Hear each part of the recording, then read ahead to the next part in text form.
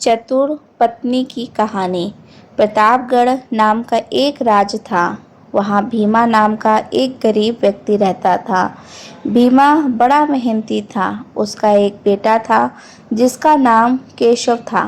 केशव भी अपने पिता की तरह खूब मेहनती था। केशव जब रोटी छोटा था तभी उसकी माँ का देहांत हो गया था। केशव के पिता ने फैसला किया था कि वह दूसरी शादी नहीं करेंगे और खुद ही केशव को पालेंगे। बड़ा होने पर केशव भी अपने पिता के साथ काम पर जाया करता था। दोनों बाप बेटा राजा विक्रमा के यहाँ नौकरी करते थे। राजा उन्हें रोजाना उनकी मेहनत के बदले केवल 2 किलो अनाज देता था। इतने अनाज में बड़ी मुश्किल से दोनों बाप बेटे का गुजारा होता था, इसलिए वह दोनों हमेशा भूखे ही रहते थे। एक दिन केशव अपने पिता से कहता है, पिताजी, हमें राजा की नौकरी छोड़ देना चाहिए। हमें कुछ और काम करना चाहिए या फिर किसी दूसरे शहर में जाकर नौकरी करनी चाहिए।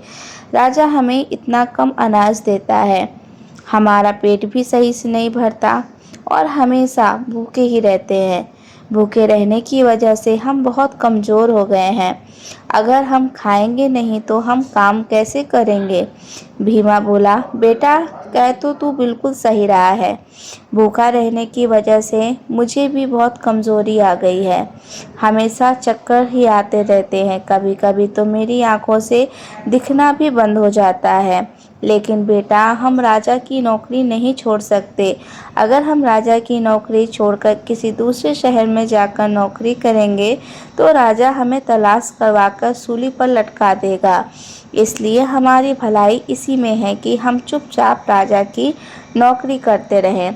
अब तू जाकर जंगल से लकड़ी ले आ, मैं खाना पका दूंगा। केशव अपने पिता के कहने पर जंगल से लकड़ी लेने चला जाता है। तभी भीमा के घर में एक बूढ़ी काकी आती है। वह भीमा से कहती है कि भीमा बेटा, तूने जिंदगी पर मुसीबत काटी है, अब और अपनी ज़िंदगी मुसीबत में मत डाल। कभी तू चैन से बैठकर 2 रोटी नहीं खा पाया है। तेरा बेटा कब का जवान हो गया है, तू उसकी शादी क्यों नहीं कर लेता? घर में बहू आ जाएगी तो कम से कम तुम लोगों को खाना तो बना के देगी। तुम थके हारे मजदूरी करके आते हो और फिर भोजन बनाते हो। अगर बहू आ जाएगी तो तुम्हें बहुत से कामों से राहत मिल जाएगी। तभी भीमा काकी से बोला, अरे काकी, केशव की शादी हुए 1 साल हो चुका है। बूढ़ी काकी सुनकर हैरान होते हुए बोली, क्या तूने केशव की शादी को 1 साल हो चुका है, लेकिन तूने कभी किसी को बताया नहीं? आखिर क्या वजह है इसकी, जरा मुझे भी तो पता चले। भीमा बोला, काकी, वजह तो कुछ नहीं है। केशव की बहू अपनी माँ के घर। काकी बोली, माँ के घर क्यों है? तूने उसे वहाँ से क्यों नहीं छोड़ रखा है? काकी बोली, बेटे की शादी क्या बहू के मायके में छोड़ने के लिए की जाती है? तू अपने बेटे से कहता क्यों नहीं कि वह अपनी पत्नी को मायके से लेकर आए? तू आज ही केशव को भेज दे बहू को लेकर आने के लिए। भीमा बोला, कैसे भेज दूं काकी, हमारे घर में तो एक चारपाई तक नहीं है जिस पर वह बेचारी आकर बैठ सके, और ना ही हमारे पास इतने पैसे हैं कि हम चारपाई खरीद ला सकें। और फिर से केशव के पास ऐसे कपड़े भी तो नहीं हैं जिन्हें पहनकर वो अपने ससुराल जा सके। उसके पास केवल 2 जोड़ी कपड़े हैं, उनमें भी दासियों फंदे लगे हुए हैं। फंदे लगे हुए कपड़े पहनकर जाता हुआ केशव भला कैसे अच्छा लगेगा? काकी बोली, अरे वाह रे भीमा, मैं तुझे बड़ा अक्लमंद समझती थी, लेकिन तू तो मूर्खों से भी बड़ा मूर्ख है। बस इतनी सी बात के लिए तूने केशव को बहू को उसकी माँ के घर छोड़ा है। मैं तो सोच रही थी कोई बड़ा बेखेरा है। या भी भला कोई बात हुई? चारपाई और कपड़ों की वजह से तू बहू नहीं लेकर आ रहा है? चल, मैं दूंगी तुझे चारपाई, बहू को बैठने के लिए, और केशव के लिए नए कपड़े भी लाऊंगी। इतना कहकर बूढ़ी काकी अपने घर चली जाती है। उसके बाद भीमा भी सोचने लगता है, काकी सही कहती है, मुझे केशव की बहू को बुला लेना चाहिए। अगर बहू आ जाएगी तो घर के कामों में हमें राहत मिल जाएगी। मैं कल ही भेज दूंगा। केशव को बहू को भेज लेने के लिए भेजा। फिर भी भीमा बुढ़िया के घर आता है और बुढ़िया के काकी से केशव के लिए कपड़े और चारपाई ले आता है। केशव चारपाई देखकर अपने पिता के कहता है, पिताजी आप यह चारपाई कहाँ से ले आए हैं? भीमा बोला, बेटा मुझे ये चारपाई काकी ने दिए हैं, उन्होंने तुझे नए कपड़े भी दिए हैं। केशव बोला, लेकिन पिताजी काकी ने तुम्हें यह चारपाई और मुझे ये नए कपड़े क्यों दिए हैं? बेटा काकी ने चारपाई तेरी बहू के लिए दी है और यह नए कपड़े तेरे लिए। मैं कहता हूँ कल ही तू इन कपड़ों को पहनकर अपने ससुराल चला जा और अपनी बहू को ले आ। लेकिन पिताजी हम अपना पेट ही बड़ी मुश्किल से भर पा रहे हैं, ऐसे में हम गोपी को क्या खिलाएंगे? वह हमारे घर हाल देखेगी तो क्या सोचेगी? यह सब जानता हुआ मैं बेटा, लेकिन बहू को जिंदगी भर के लिए मायके भी तो नहीं छोड़ा जा सकता, कभी ना कभी तो उसको लाना ही होगा। इसलिए एक काम कर, तू कल ही जाकर उसे ले आ। ठीक है पिताजी, जैसी तुम्हारी मर्जी, मैं कल ही गोपी को ले आऊँगा। फिर अगले दिन केशव काकी के दिए हुए कपड़े पहनकर गोपी को लेने अपने ससुराल चला जाता है। ससुराल में केशव की खूब मेहमान नवाजी होती है। केशव एक हफ्ते तक ससुराल में रुकता है। उसके बाद वह पत्नी गोपी को लेकर अपने घर चल देता है। लेकिन रास्ते में केशव सोचने लगता है, अभी तो हमारे घर में बहुत गंदगी होगी, गोपी देखेगी तो क्या कहेगी? एक काम करता हूँ, गोपी को बूढ़ी काकी के घर छोड़ आता हूँ, उसके बाद मैं अपने घर की सफाई कर लूँगा। केशव अपनी पत्नी को बूढ़ी काकी के घर छोड़कर अपने घर चला जाता है। जब भीमा ने केशव को अकेले आता देखा तो वह केशव से बोला, बेटा तू अकेले ही आ रहा है, तेरी पत्नी कहाँ है? तू उसे क्यों नहीं लाया? पिताजी मैं गोपी को ले आया हूँ, लेकिन मैं उसे बूढ़ी काकी के घर छोड़कर आया हूँ, क्योंकि हमारे घर में बहुत गंदगी भरी है, सारा सामान यहाँ वहाँ बिखरा हुआ है। गोपी की यह बात सब देखी, शायद उसे अच्छा न लगा। जब मैं घर की सफाई कर लूँगा तो गोपी को अपने घर ले आऊँगा। बेटा साफ सफाई तो बाद में होती रहेगी, पहले तू महाराज के पास चल, वह तुझे 3 दिन से रोज बुला रहे हैं। मैं उनसे रोज कोई ना कोई बहाना बना देता हूँ। तुझे अपने ससुराल में इतने दिन नहीं रुकना चाहिए था, पता नहीं महाराज तेरे से क्या कहेंगे। केशव बिना साफ सफाई किए अपने पिताजी के साथ राजमहल की ओर चल पड़ा।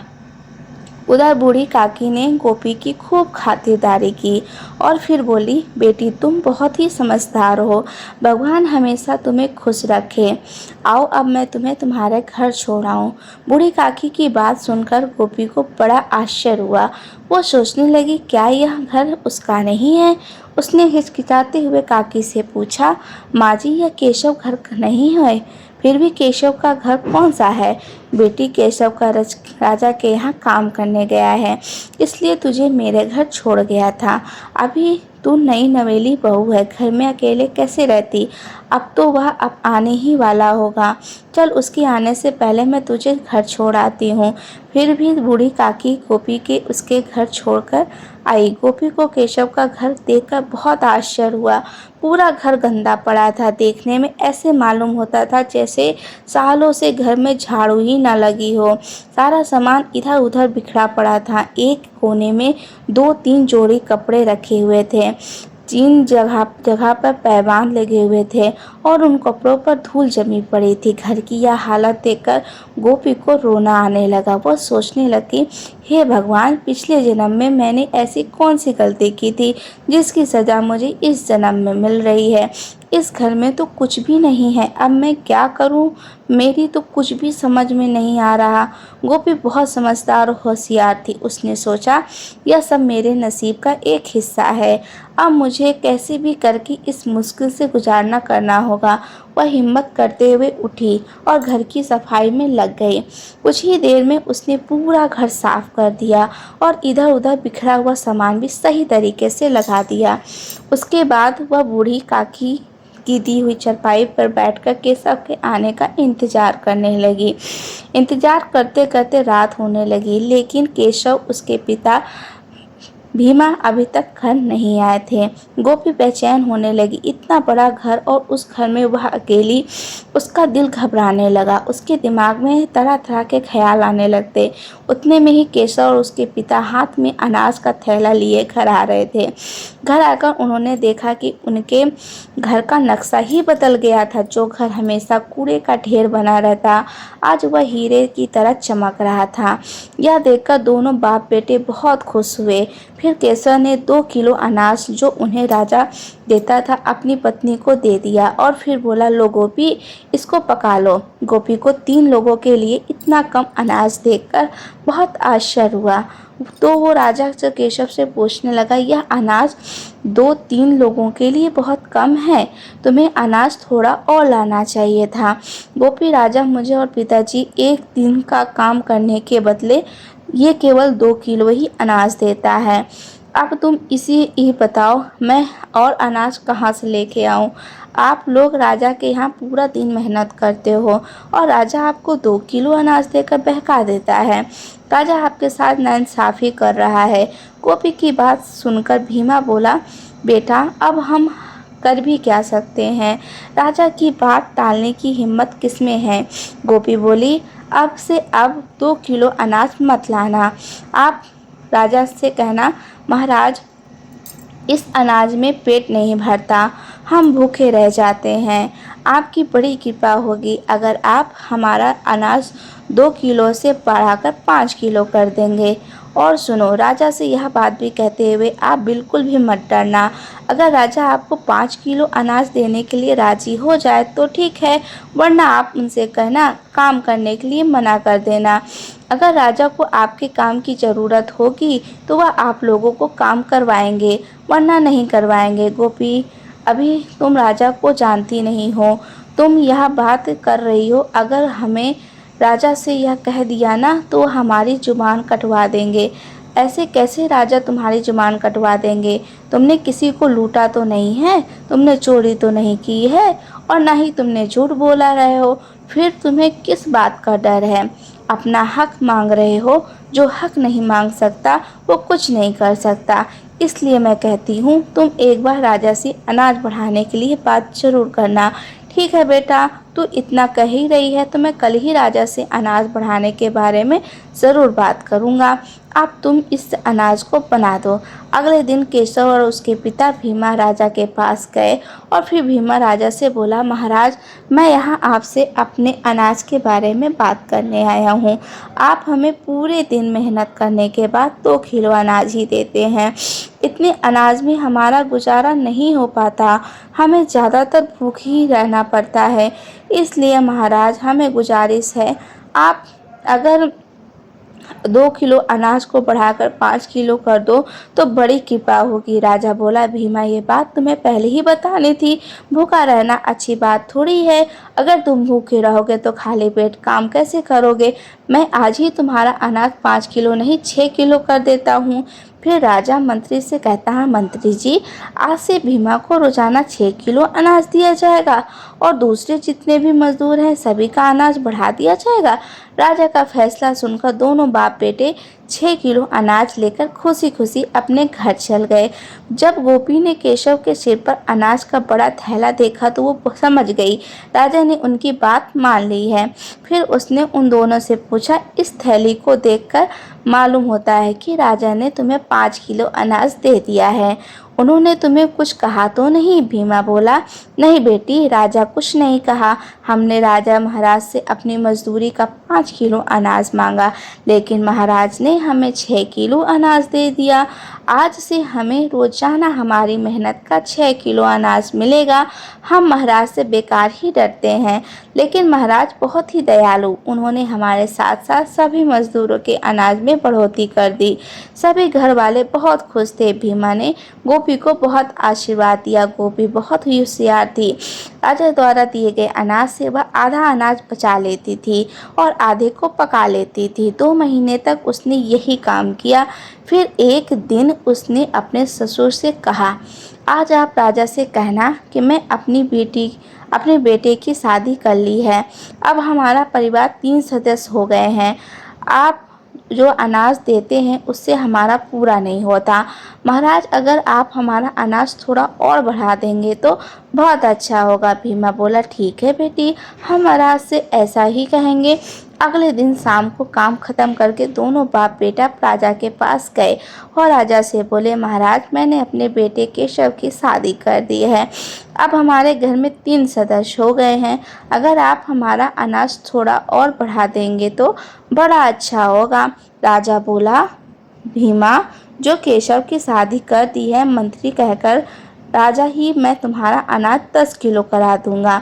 दोनों बाप बेटे 10 किलो अनाज लेकर घर आ गए। 10 किलो अनाज को देखकर गोपी बहुत खुश हुई।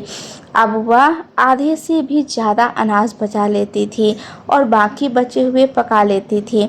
यह सिलसिला 8 महीने तक चलता रहा। अब गोपी ने काफ़ी अनाज इकट्ठा कर लिया था।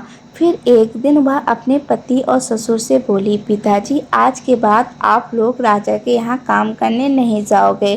कब तक आप दोनों मजदूरी करते रहोगे? मजदूरी से हमें सिर्फ 2 वक्त का खाना मिल सकता है और कुछ भी नहीं। भीमा बोला अगर बेटी हम मजदूरी नहीं करेंगे तो फिर क्या करेंगे? इस तरह से तो हम भूखे मर जाएंगे। गोपी ने कहा आप लोग चिंता मत करो, आपको राजा जो अनाज देते हैं मैं उनने उसमें से आधे से ज़्यादा अनाज बचा लिया है। इस प्रकार मैंने काफ़ी अनाज बचाकर इकट्ठा कर लिया है। अब आप लोग बाजार में कोई दुकान खोल लीजिए और उसमें अनाज बेचने का काम शुरू कर दीजिए। भगवान ने चाहा तो कुछ ही दिनों में हमारा कारोबार अच्छा चलने लगेगा। भीमा बोला ठीक है बेटी, मैं आज ही बाजार में कोई दुकान देखता हूँ और फिर कल से हम अनाज बेचना शुरू कर देंगे। भीमा ने बाजार में एक दुकान किराए पे ले ली और अगले ही दिन अनाज बेचना शुरू कर दिया। कुछ ही दिनों में उनकी दुकान काफ़ी अच्छी चलने लगी। दुकान पर ग्राहकों की लाइन लगने लगी। यह सब देखकर दोनों बाप बेटा बहुत खुश होते थे। दोनों जब भी दुकान से घर आते तो कुछ न कुछ सामान घर के लिए जरूर लाते। एक दिन गोपी अपने घर के आगे बैठी हुई थी, तभी उसकी नज़र एक कोने पर पड़े एक सोने के हार पर पड़ी। सोने का हार देखकर गोपी की आंखें आश्चर्य से फटी रह गईं। गोपी बहुत ही जल्दी हार को उठा लेती है, उसे घर में ऐसी जगह रख देती है जहाँ किसी की नज़र ना पड़े। उसी दिन पूरे नगर में राजा के सिपाही ने ऐलान किया, सुनो ए गांव वालों, जरा गौर से सुनो, एक चील रानी सोने का हार लेकर उड़ गई है। जिस किसी इंसान को वह सोने का हार मिल जाए वह हार को राजा को लौटा दे। इसके बदले में राजा उस व्यक्ति को मुँह मांगा इनाम देंगे। रानी के हार की खबर पूरे नगर में फैल गई। हर किसी की चर्चा होने लगी।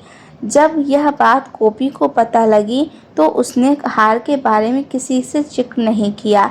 इसलिए राजा को भी अभी तक रानी का हार नहीं मिला। राजा बहुत परेशान था। वह मंत्री से बोला मंत्री हार के बारे में कुछ पता चला या नहीं? मंत्री बोला नहीं महाराज, अभी तक तो कुछ पता नहीं चला, लेकिन हार की तलाश जारी है। राजा बोला मंत्री तुम एक काम करो, पूरे नगर में दोबारा ऐलान कराओ, अभी तक रानी का हार नहीं मिला। अगर किसी भी आदमी को हार के बारे में कुछ भी पता हो तो बिना डरे दरबार में आकर राजा को बताए और जो भी हार लेकर आ देगा उसे मुँह मांगा इनाम दिया जाएगा। मंत्री सिपाही से दोबारा पूरे नगर में ऐलान करा देता है।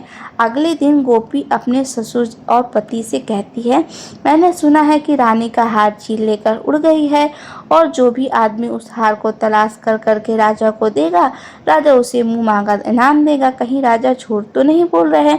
भीमा बोला नहीं बहू, महाराज कभी झूठ नहीं बोलते, वो जो भी वादा करते हैं उसे पूरा करते हैं। राजा को ज्योतिषियों ने बताया कि हार किसी एक घर के आगे पड़ा हुआ है। तभी गोपी बोली पिताजी ज्योतिषी सही कहते हैं, हार हमारे घर के आगे ही पड़ा हुआ था। अब रानी का हार मेरे पास है, आप जाइए राजा को यहाँ ले आइए। और भीमा गोपी से हार ले जाकर राजा को दे देता है। रानी का हार देखकर राजा बहुत खुश होता है। उसके बाद राजा भीमा से कहता है भीमा हम तुमसे बहुत खुश हैं, शर्त के मुताबिक तुम हमसे जो भी कुछ मांगना चाहते हो मांग लो। हम तुम्हें देने के लिए तैयार है। भीमा बोला, महाराज मैं आपसे क्या मांग सकता हूँ, आपके हमारे ऊपर पहले से ही इतने एहसान हैं। या तो मैंने अपने कर्तव्य का पालन किया है। भीमा मैं जानता हूँ तुम बहुत ईमानदार हो और एक सच्चे इंसान हो, लेकिन तुम्हें कुछ न कुछ तो अवश्य ही मांगना होगा। मैं तुम्हें तुम्हारी ईमानदारी का इनाम देना चाहता हूँ। भीमा बोला, महाराज आप इतना कह ही रहे हैं तो मैं पहले अपने घर पर मशवरा कर लूँगा, उसके बाद आपको बताऊँगा। राजा बोला, ठीक है भीमा, तुम अपने परिवार वालों से बात करके मुझे कल बता देना। उसके बाद भीमा अपने घर चला जाता है। घर आकर वह गोपी से बोलता है, बेटी महाराज मुझे इनाम देना चाहते हैं, लेकिन मैं उनसे कह तो दिया हूँ कि घर वालों से बात करके बताऊँगा। गोपी बोली, आपने बहुत अच्छा किया पिताजी। अब आप राजा से कहिए, महाराज अगर आप मुझे थोड़ी सी ज़मीन का टुकड़ा दे दें तो उस पर हम खेती करके अपने परिवार का गुजारा सही तरीके से कर सकते हैं। भीमा बोला, ठीक है बेटी, जैसा तुम कह रही हो मैं महाराज से वैसा ही कर दूंगा। अगले दिन भीमा राजमहल पहुंचा। घर के सामने खड़ा हो गया। राजा भीमा से बोला, कहो भीमा, परिवार वालों से क्या मशवरा करके आए हो? भीमा बोला, महाराज अगर आप मुझे थोड़ी सी ज़मीन दे दो तो मैं उस पर खेती करके अपना परिवार का गुजारा कर सकता हूँ। फिर मुझे और मेरे बेटे को मजदूरी करने की भी ज़रूरत नहीं पड़ेगी। राजा बोला, ठीक है भीमा, मैं आज ही तुम्हें 5 बीघा ज़मीन दिला देता हूँ। मेरी भी भगवान से प्रार्थना है यह ज़मीन पर खेती करके तुम खूब फूलो फलो और जीवन में आगे बढ़ो। फिर राजा मंत्री से कहकर भीमा को 5 बीघा का ज़मीन दिलवा देता है। अब भीमा दिन रात खेत में मेहनत करता और केशव अनाज की दुकान चलाता। कुछ ही दिनों में वह बहुत मसालेदार हो जाते। फिर केशव एक बहुत ही शानदार घर खरीद लेता। अब उनके घर में किसी भी चीज़ की कमी नहीं थी। इस प्रकार भीमा की बहू की समझदारी और चालाकी से उसके गरीबी के दिन कुछ ही दिनों में अमीरी में बदल जाते हैं। आज की कहानी में यही समाप्त है। फिर मिलेंगे एक और कहानी के साथ में। कहानी पसंद आई होगी तो हमारे चैनल को सब्सक्राइब कर दीजिएगा, वीडियो को लाइक कर दीजिएगा। राधे राधे।